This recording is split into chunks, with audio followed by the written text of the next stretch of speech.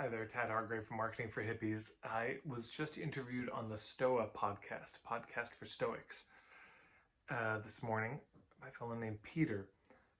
And one of the questions that came out, I can't even remember the question, but in the question he used a metaphor of hunting. And I said, yeah, let's linger over this metaphor. I'd never used it before, but this is what I can remember that I came up with, and I'll see if I can get the replay available and email it to my list. But this metaphor of hunting.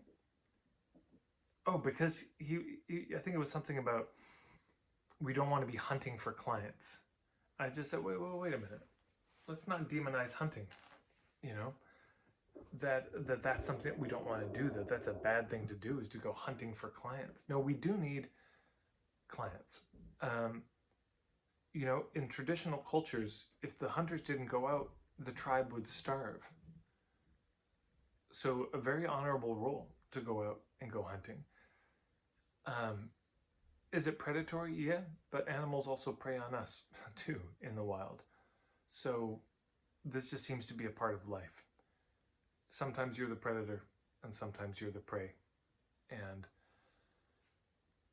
But in traditional cultures, now I should say I'm not an expert in hunting, but from the little I know, let me see if I can do a rendering and tie it into marketing, and hopefully I don't screw up,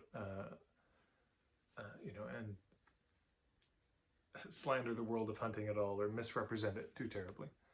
But my understanding is how hunting was done in traditional cultures is so different from how it's done today. Today, of course, millionaires pay a fortune to go hunt drugged up, endangered animals so they can get a photo of themselves having killed that animal. And that's an abomination of what hunting has been for humans forever. So for so long, hunting was deeply sacred. And I think for many cultures around the world,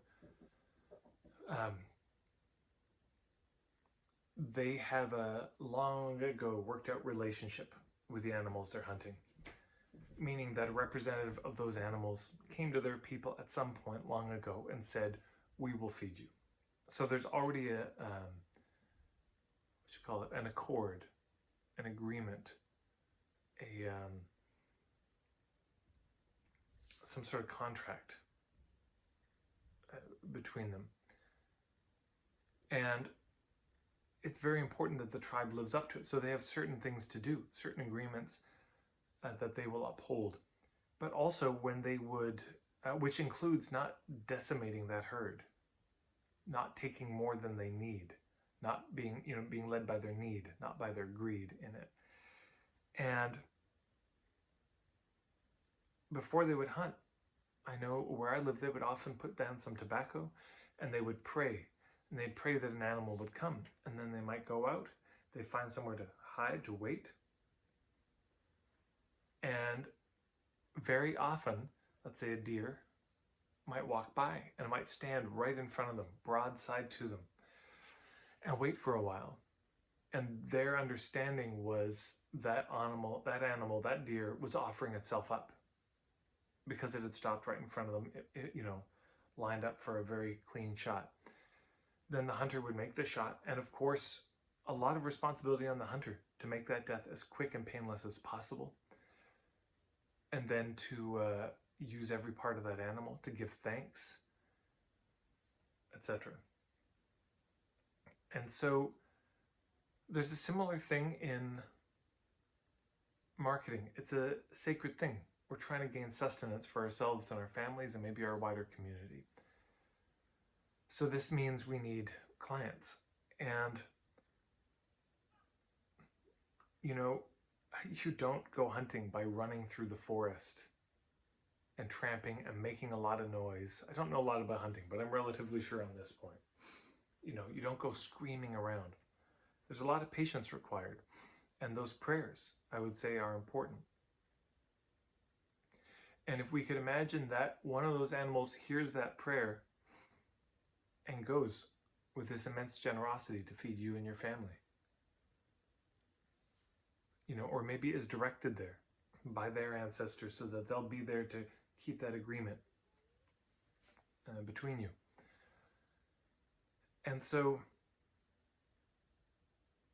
it's similar in marketing. Instead of going out and chasing people down, we set ourselves up somewhere. And then we wait. Now, waiting is different because in the world of marketing, the waiting could look like you're sitting there posting on social media. You're sharing your point of view, which I bang on about a lot. You are talking about how you see things. You're sharing a lot of stories.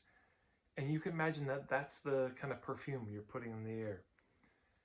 And when people hear that, they say, I resonate with that point of view. And maybe they take a step closer and closer and closer. And of course, different with hunting and marketing. We're not, killing anyone or taking any life. But there's now an agreement maybe that gets made. But they come to us. Yeah, it's much better that way, that they come to us. And it's also important, where this metaphor works really well, is people, I think, would imagine that with hunting, that, most of the skills you just learn how to take a clean shot so you can get the animal. But that's the very final thing. Or it's actually not the final thing, because you still have to take care of the animal afterwards. But that's a very small part. Most of hunting must be, I imagine, you're taking care of the herd. You know where the herd is. You know how this animal behaves, which has taken a lot of learning. A lot of patience, a lot of just sitting and waiting and waiting and waiting. How to cover up your scent. How to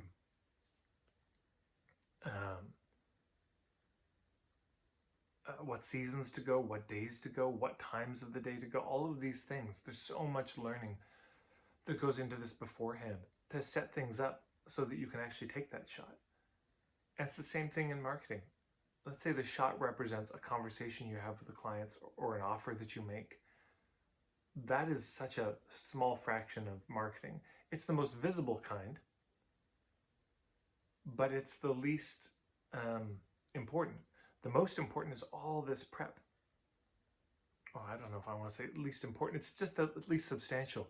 There's all the lead up of really getting clear on your ethics, figuring out your niche, developing your point of view, building a business model, figuring out the hubs that could get you in front of the people. So you see the corollary. With hunting, what are the places that these animals go? And with the hubs, where do my clients go? So, and with the ethics, let's go through those 5 again, compare them to hunting. In hunting, of course, there are ethics in hunting. And for a lot of traditional people, they would understand if they broke those ethics. I think there was some sacred deal that was being broken, and that this could have terrible consequences, because maybe the herd would leave them and if they didn't treat them well. Number 2, niche. Well, you got to figure out what kind of animals you're hunting and what ecosystem, what territory you're hunting in. That's also very important, so you don't go hunting on somebody else's land. There's that. And then we've got the point of view. So the point of view, well, there's a lot to learn about hunting. There's a whole philosophy that goes into hunting and how you do it well, and what do you do in what order, and what kinds of hunting tools you're going to use for what reasons. There's so much philosophy and point of view, from the profound to the profane, from the marvelous to the mundane in hunting. Then there's the business model. So the business model is the structure. And so this would probably be all the structures you need to process the animal once they've been killed, how you're going to distribute that animal so that everyone gets fed, how you're going to preserve the meat that you get from this animal, because you don't have refrigeration necessarily.